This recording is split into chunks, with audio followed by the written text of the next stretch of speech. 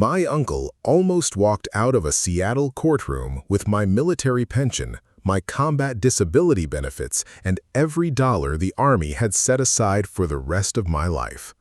$2.4 million. That was the number the court clerk read into the record, while I sat in a wheelchair with my hands shaking and a temporary guardianship petition that listed Marcus Thorne as the man who would decide what happened to everything I had earned in 14 years of service. I was a major in Army intelligence. I had survived a deployment that nearly killed me, and the man trying to take it all was my uncle. My name is Sarah Jenkins. I am 35 years old. Before the injury, before the hospital, before the court date that almost ended me, I spent my career reading patterns other people missed. That was the job. You sit with incomplete information, you refuse to panic, and you build a picture until the picture tells you the truth. I never imagined I would have to use those same skills against my own blood. I grew up outside Tacoma, in a quiet street where the houses all looked the same and the biggest fights were about who got the last piece of pie at Thanksgiving. My grandparents owned a stretch of land near the Sound that nobody thought much about until the developers came. When they passed, the estate split in ways that left scars. My father got his share, my mother got hers, and Marcus, my father's younger brother, walked away believing he had been cheated. He was 30 then. He was 55 when he finally decided to collect what he thought the world owed him, and he decided to collect it from me. Looking back now, I realize how carefully he waited. He did not show up when I deployed. He did not write when I made captain. He did not call when I made major. He appeared only after the blast, after the concussion, after the long nights at Joint Base Lewis and McChord, when the lights in the hallway never fully went out and the nurses moved like shadows past my door. That was when Marcus Thorne became family again.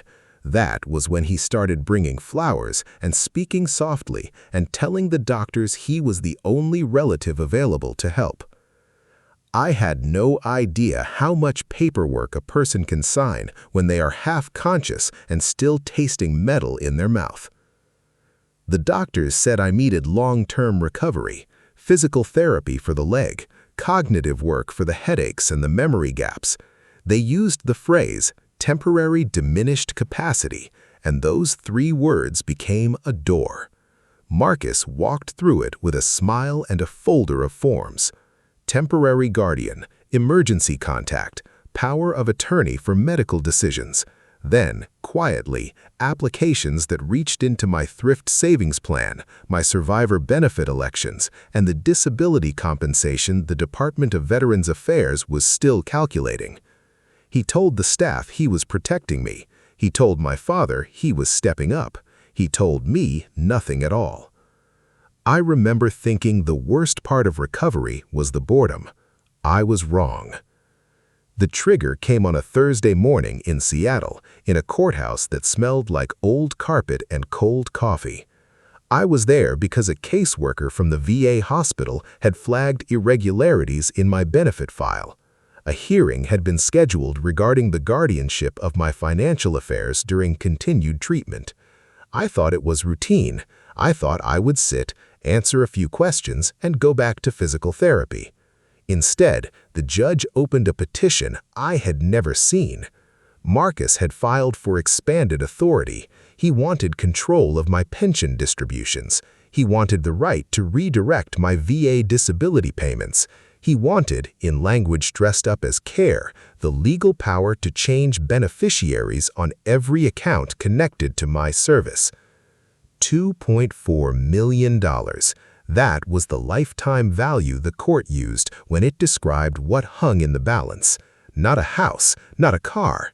The money the United States government set aside because I wore the uniform and came home broken. And my uncle wanted his name next to every line. The room went so quiet I could hear the ice in someone's water cup, and then the judge asked if I understood the petition. I said no. Marcus sat 2 rows behind me in a navy jacket that looked expensive and wrong. He did not flinch. After the hearing was continued, the red flags started stacking the way evidence always does when you finally stop hoping and start looking. There were forms with my signature that did not match the way I write my last name when I am fully awake. There were phone calls to the VA benefits line made from a number I did not recognize at 2 in the morning. There were emails from a temporary address asking about lump sum options on a pension that was never meant to be cashed out early. There was a quiet conversation in the hallway outside my hospital room that stopped the moment a nurse walked by. There were credit inquiries I never authorized, soft pulls that showed up later on a report I only requested because something in my gut wouldn't settle. There was a letter from a financial advisor in Bellevue who claimed I had inquired about rolling military retirement into a private product. I had never heard his name. Days passed, then weeks.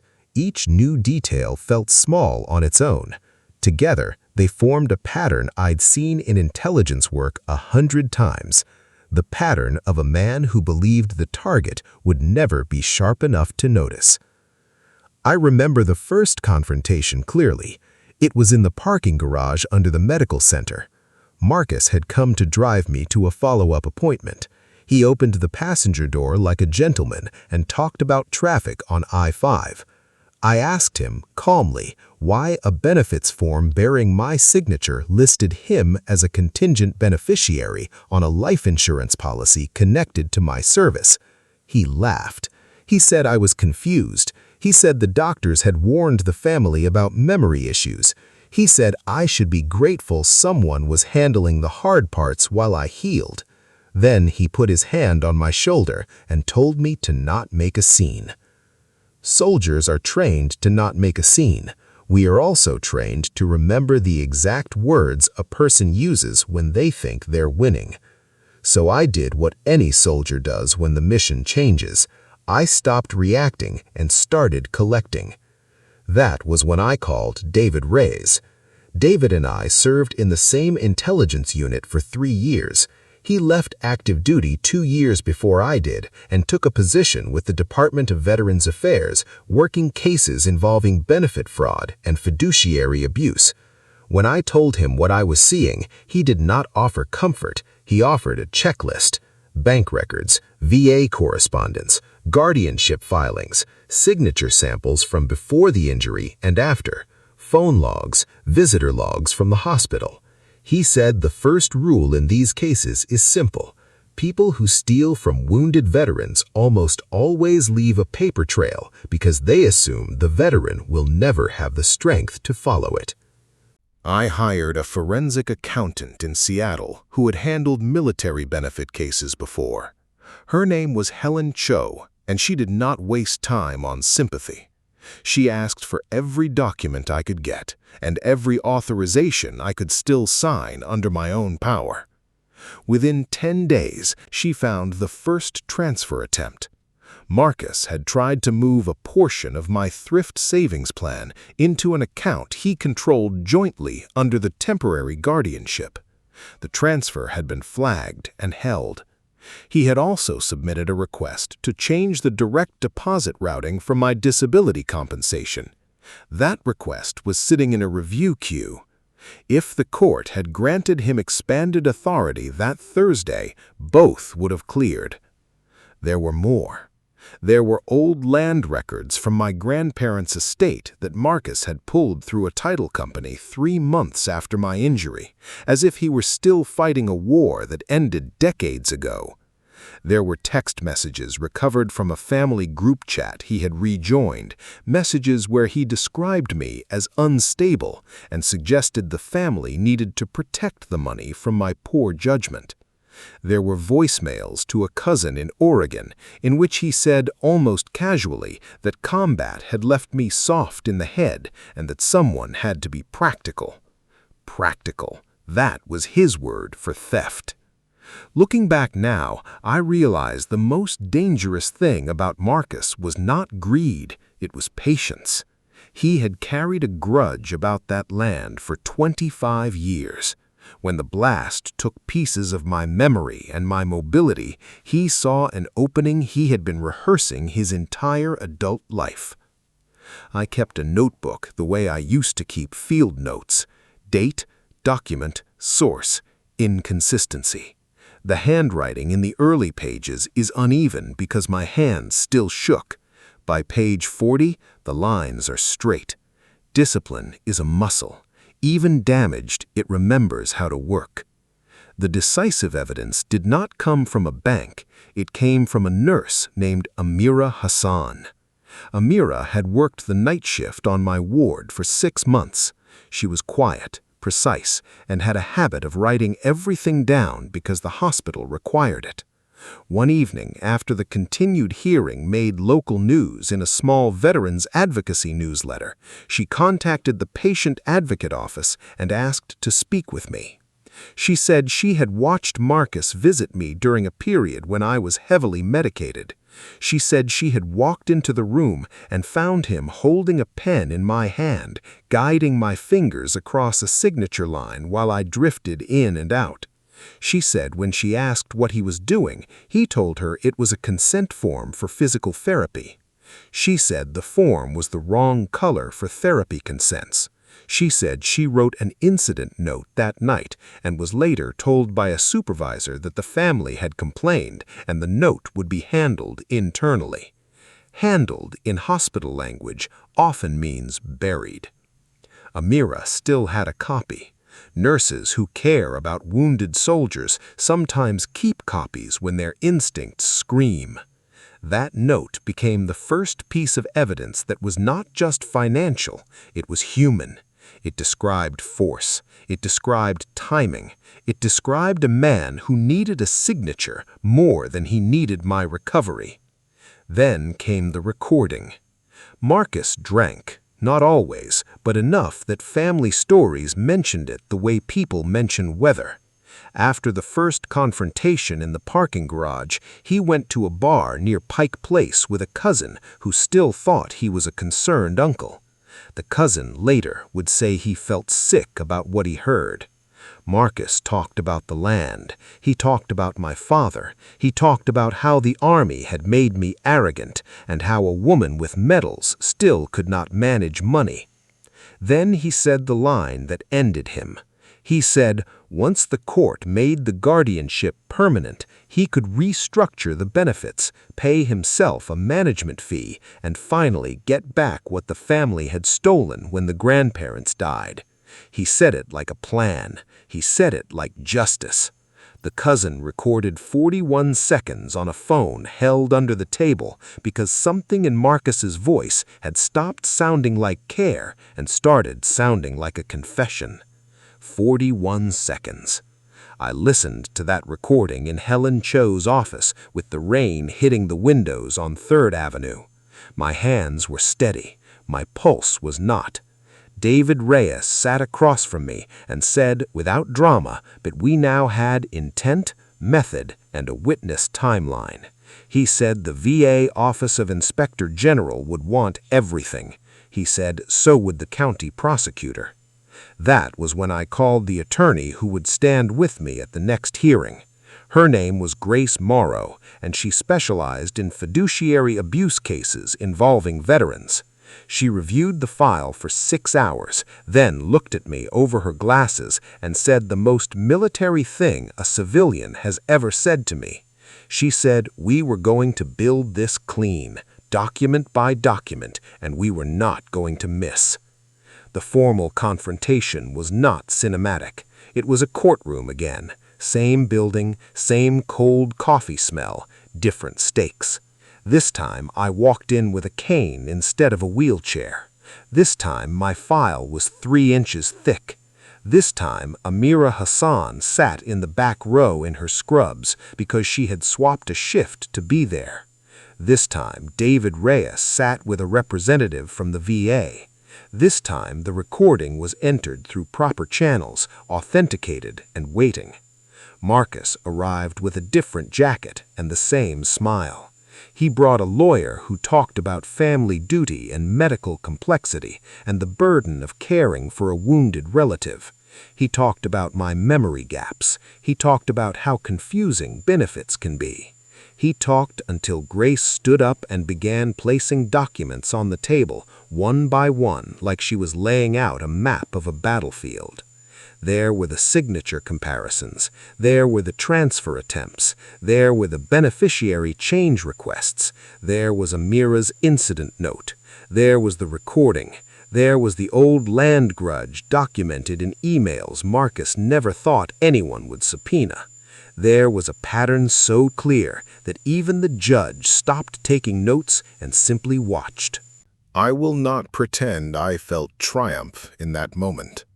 I felt cold, the same cold I used to feel when an intelligence picture finally locked and you realized how close the other side had come to winning. Marcus tried to speak. He said I was confused. He said the nurse misunderstood. He said the recording was taken out of context.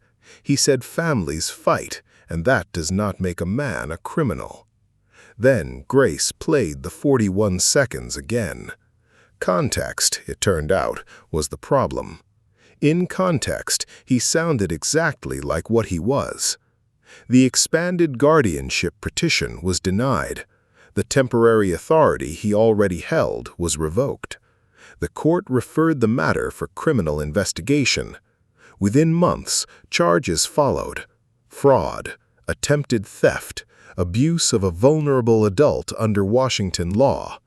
The case did not need melodrama. The paper did the work. Marcus Thorne, who had spent a lifetime believing the world owed him a piece of someone else's inheritance, discovered that the Army teaches its officers how to keep records, and that a major in intelligence does not forget how to follow a trail just because her leg still hurts when it rains. He was prosecuted. He was convicted. The people who once made excuses for him went quiet. The cousins who doubted me sent careful messages that arrived too late to matter. My father sat with me on a bench outside the courthouse after the verdict and did not say he was sorry for not seeing it sooner. He just put his hand over mine and stayed there until the shaking stopped. Sometimes that is the only apology a family can give. Empty. That is how the victory felt at first. Not fireworks. Empty. Because the money was never the point. The point was that a man had looked at my wounds and seen an opportunity. The point was that he had counted on my silence. The point was that he almost got away with it in a system that is supposed to protect the people who served. I did not keep every dollar as a monument to anger. After the accounts were secured and the legal fees were paid and the benefits were restored under my own name, I worked with a veteran service organization in the Seattle area to create a small assistance fund. It is not glamorous. It helps other service members and retirees who discover that someone they trusted has been redirecting pension deposits, altering beneficiary forms, or using a medical crisis to seize control of a thrift savings plan or VA compensation. The fund pays for forensic reviews, emergency legal consults, and short-term housing when a veteran has to leave an unsafe family situation while a case is pending. Every time a new file lands on that desk, I think about Amira's note and David's checklist and the 41 seconds that broke the whole thing open. I still have bad nights. The injury did not vanish because a judge ruled in my favor. Some mornings, my hands shake when I sign my own name, and for half a second, I feel Marcus's fingers forcing the pen. Then I finish the signature anyway. That is the job now, not the old mission, this one.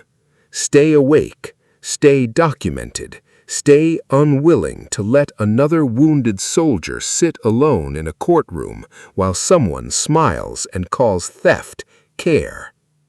If you have ever had to protect something precious in silence, you already understand the weight of that sentence. If a relative has ever spoken for you when you were too sick to speak for yourself, you already know why every form matters. And if any part of this story hit you hardest, the hospital room, the court date, the recording, or the moment the pattern finally locked, tell me in the comments. I read them. I remember what it felt like to think no one would believe a woman with a concussion over a man with a clean jacket and a patient story. Subscribe if you want more true stories about the money people try to take when they think you are too broken to fight back. Share this with a veteran who needs to hear that paper trails still matter. And if you're in the middle of something that feels too complicated to name, start a notebook. Date, document, source, inconsistency. The truth leaves marks.